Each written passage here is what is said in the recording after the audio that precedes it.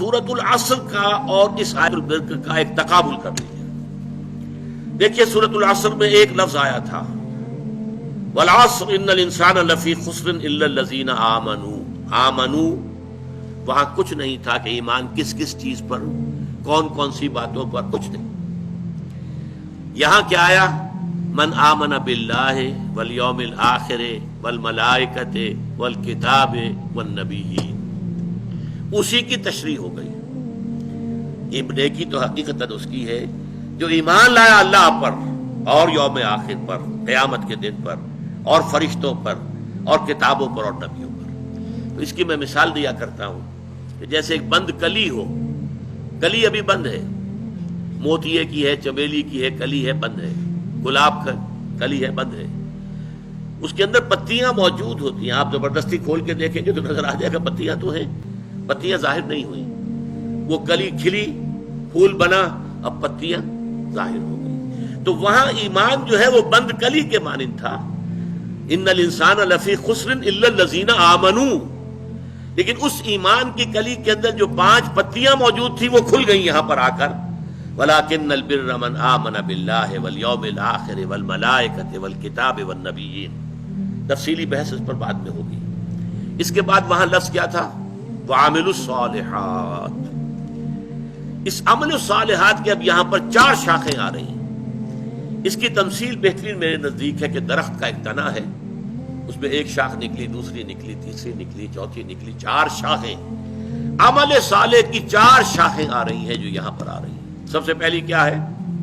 وَآتَى الْمَالَ عَلَىٰ حُبِّهِ ذَوِي الْقُرْبَىٰ وَالْيَتَامَىٰ وَالْمَسَاكِينَ وَابْنَ السَّبِيلِ وَالسَّائِلِينَ وَفِي الرِّقَابِ. اس کا ایک جامع لفظ لائیں گے تو انسانی ہمدردی.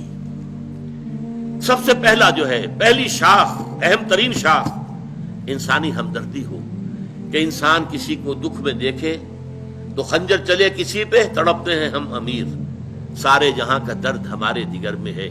اسی کو ہمدردی کہتے ہیں. ہمدردی کیا مانی؟ ہم جماعت، ہم عصر، ایک زمانے کے لوگ، ایک جماعت میں پڑھنے والے طالب علم، ہم جماعت، ہم درد، جن کا درد کامن ہو جائے. تکلیف آپ کو ہو رہی ہے، میں بھی محسوس کر رہا ہوں اس تکلیف کو اپنے دل میں، اس کا نام ہمدردی ہے.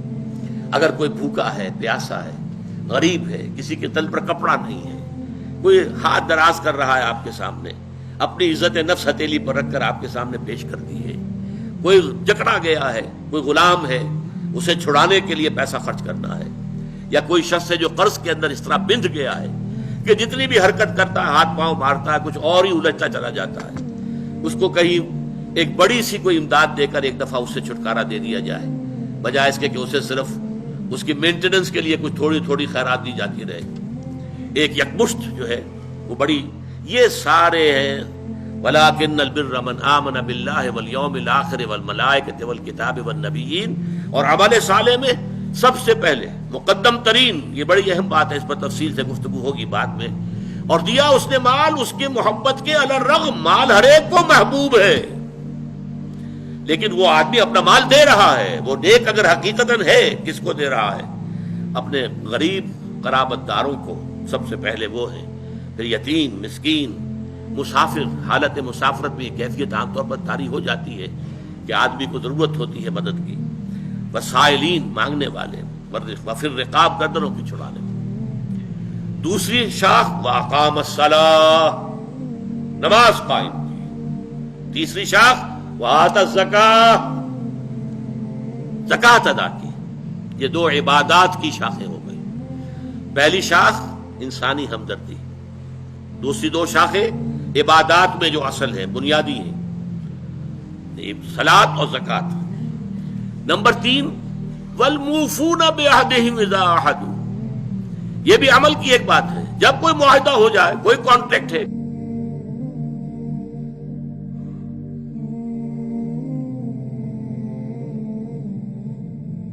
کوئی پرومس ہے، اس کو پورا کرنا. اس میں سٹریم لائننگ ہو جاتی ہے، اس لیے کہ تمام معاملات جو انسانی ہیں وہ معاہدے کے بل پر چلتے ہیں، کانٹریکٹ کے بیسس پر چلتے ہیں. کوئی بڑا بلڈنگ کا کام ہے، کوئی بڑا کاروبار ہے، کانٹریکٹ ہے، سپلائی کا کانٹریکٹ ہے وغیرہ، امپلائی کانٹریکٹ ہے، یہ کانٹریکٹس ہے. ایک ملازم آپ نے رکھا ہے، وہ شام تک کام کرے گا اور شام کو آپ اسے 100 روپے دیں گے، یہ کانٹریکٹ ہے.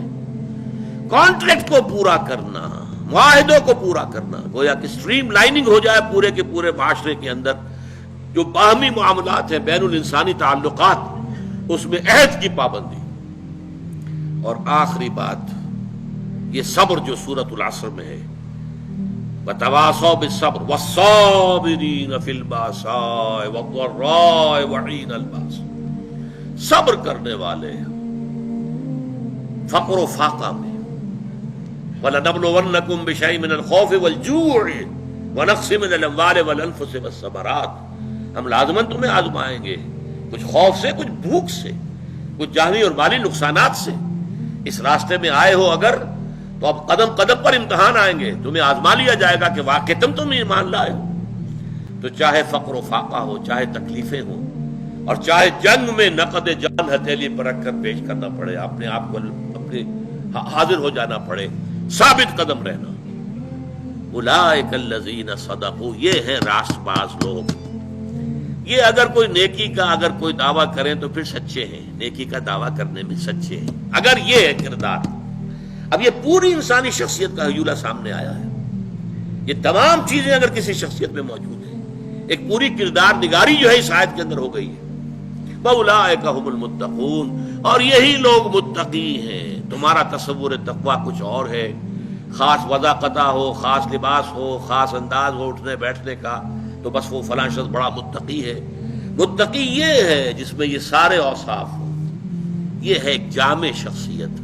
اور واقعہ یہ ہے نیکی کے موضوع پر یہ قرآن حکیم کا جامع ترین مقام ہے نیکی کی اصل حقیقت کو سمجھنے کے لیے، اور یہ کہ اس کے اوپر واقعتاً قرآن کا تصور نیکی کا کے موضوع پر صرف اس ایک آیت کی روشنی میں مکمل تصنیف کی جا سکتی ہے، مکمل کتاب لکھی جا سکتی ہے۔